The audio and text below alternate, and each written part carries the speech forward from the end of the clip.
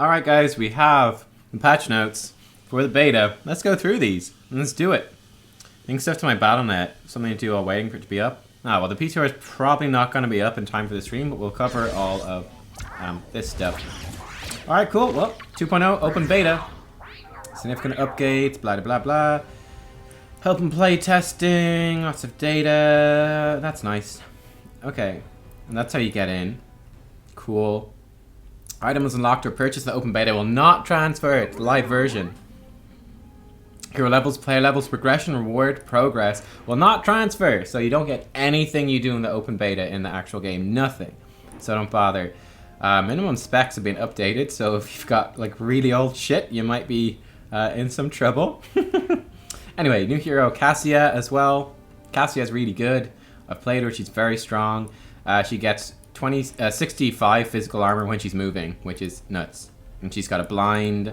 It's like a mini suppression pulse.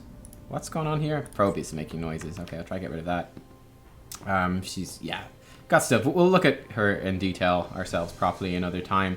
Progression system. So player level progression no longer capped at level 40. Your hero levels have been converted to meet the new XP requirements without loss of hero level, so they'll basically transfer completely into the new system. I think the rough figure would be if you were hero level 10, you're going to be hero level 15 now, so there you go. Okay, if you have 5 heroes at level 5, your player level will be 20. That's how your player level works. It's just all of your hero levels added up. You can display everything. Current level up to 99. 99 is not very high, though.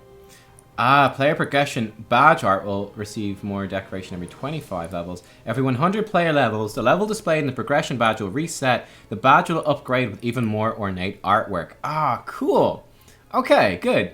The basic portrait border no longer displays the player's current level. Instead, it'll update every 100 levels with a new art that matches the player's progression badge. Okay, so it's like a prestige system. Every 100 levels you get, your badge gets a bit fancier and then it just resets back to 1. That's good, I like that. You can see your total player levels checking profiles or hovering over the portraits in the game's menu. Cool, cool, cool. Obviously, hero levels don't have a cap anymore, and they can just like level them up indefinitely. XP requirements slightly increased for the first few hero levels. A hero who have progressed 50% to level 3 will be at level 3 with 50% XP. So low level heroes will not lose any levels. Okay, so you're not going to be any worse off for leveling people up in the old system, but you know, if you're higher level, you're going to actually benefit. So there's no losses to transition to the new system, only benefits. Cool. XP requirements significantly reduced during later hero levels. Decrease the amount of playtime needed to progress through higher hero levels by approximately 75 to 80%. Yeah, heroes level 10 will be level 15. A former level 20 hero will be about level 55. Nice. Progression and rewards. Loot chests. Open loot chests, get stuff. Again, I've covered all this stuff in my my progression video, so you can see that in more detail if you want to. Each loot chest will have 4 randomized items, common, rare, epic, or legendary. They can vary in quality, so you might get like 4 commons or something, I don't know. You get 4 next. It's basically the same as Overwatch. You like click the stuff and reveal it all. There are 4 different types of loot chests: basic, rare, epic, and hero specific. While all loot chests may drop items of any rarity, rare and epic loot chests are guaranteed to contain at least 1 item that matches that chest's rarity level or higher. So a rare loot chest, you'll definitely get a rare item. You may even get epic or legendary. With an epic chest, you'll definitely get an epic item, though it may be legendary.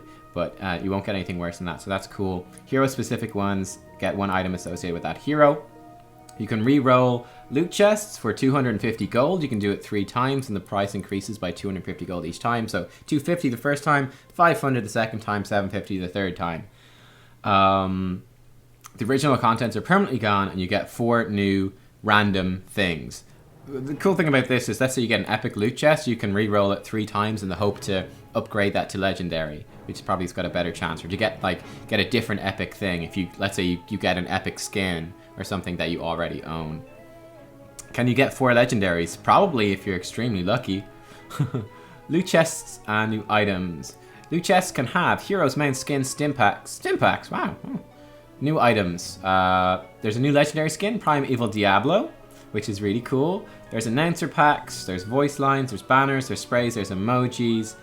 Up to 10 emojis can be set as favorites. Use favorites during a match by clicking the heart bottom. Heart-shaped butts, they're good. Many portraits, and then there's shards. Shards is a new currency. Again, if you want to see this and stuff in more detail, check out the video I did specifically on progression stuff.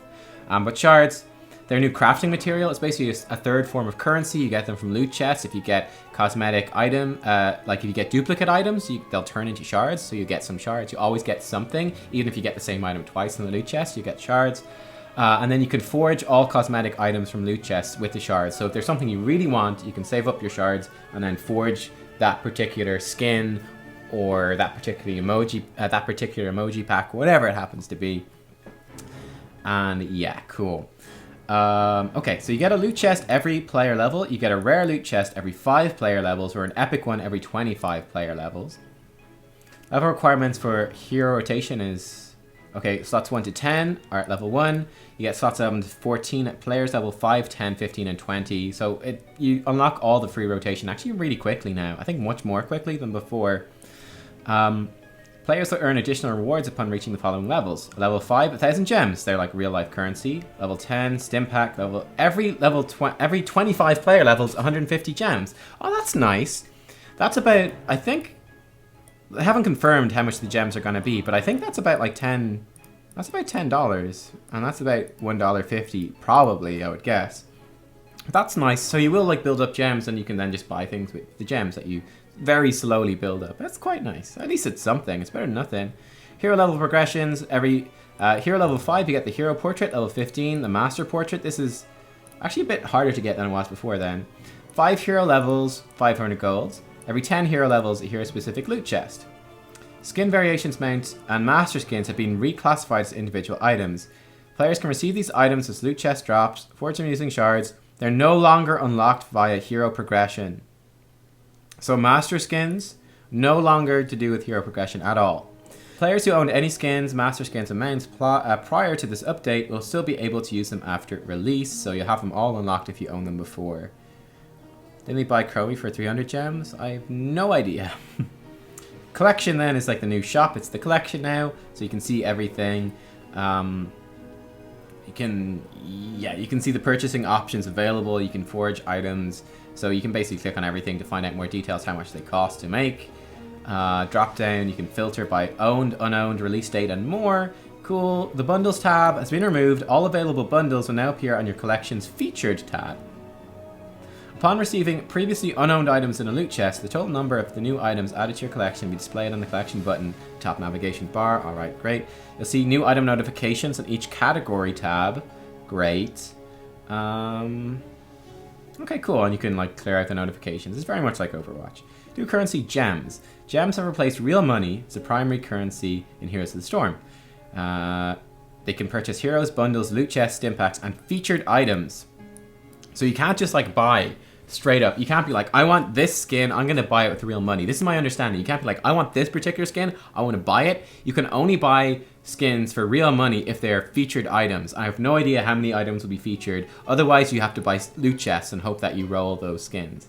So it's very much moving toward, it's very interesting. It's quite different. Much more of the Overwatch style thing as opposed to MOBAs. It's a big change. Real money purchases have been disabled during the open beta. That's fine. Okay, cool. And yeah, nothing that you unlock on the open beta will transfer across. Existing currency gold. Gold can purchase heroes and loot chest rerolls. You get gold through hero progression and completing matches, daily quests, and hero brawls. I'd like to see like some shards from like daily quests or hero brawls personally, but we'll see. Shards. You get them and you can craft them into skins, mounts, announcers, banners, emoji packs, sprays, portraits, and voice lines. You get them from loot chest drops and duplicate items in the loot chest. Great. Skin amount changes. In addition to forging skins and mounts using shards, you're finding them in loot chests, so you do get them for free. A number of featured skins and mounts will be available for gem purchase in the collection. To keep things fresh, the featured list will change on a regular basis, but we don't know exactly how often or how many there's going to be. I assume it's like every week there'll be new featured items. How many will there be though? Don't know. Many newly released skins and mounts will also be purchasable using gems for several weeks following their arrival to the Nexus. So yeah, new stuff you can buy, just straight up. If you want to get the new thing, you can buy it. Fine. Some existing holiday-themed skins and mounts, including Winter Veil, Hallows, and Lunar Festival items, will only be unlockable during in-game events for those holidays. Unlock holiday-themed items during their associated in-game events via loot chest drops or by forging them with shards. So you may want to like stock up on shards coming up to these events so you can get all those time-restricted skins and stuff.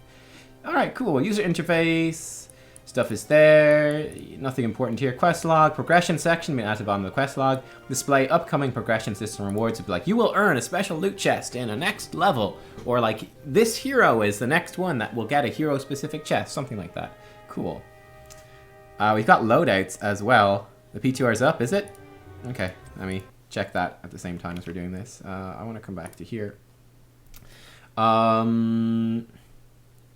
New loadout button, replacing skin and mounts. So you can choose, you can press the loadout, you can have up to 3 loadouts for each hero, and you can choose the skin, the mount, the banner, the spray, the voice line, and the announcer that hero will use, and you can have 3 setups for each hero, which is really nice. StarCraft starting an update, well lucky me. Alright, let's see if this actually works. Player profile has been reworked and more polished, cool. The number of most played heroes increased from 3 to 4, nice. Number of new statistics as well as award and reward information will now be displayed in the bottom half of the window. We can check that out if we get in here. Current player level, rank play badges have moved to the right side of the window. The chart detailed number of games played per hero role can be found in the lower right corner. Okay, cool. Progression. 3 heroes are closest to leveling up. Cool. Roster. All your stuff about heroes there. Okay, fine. Match history. There's more info. There's stats with more info.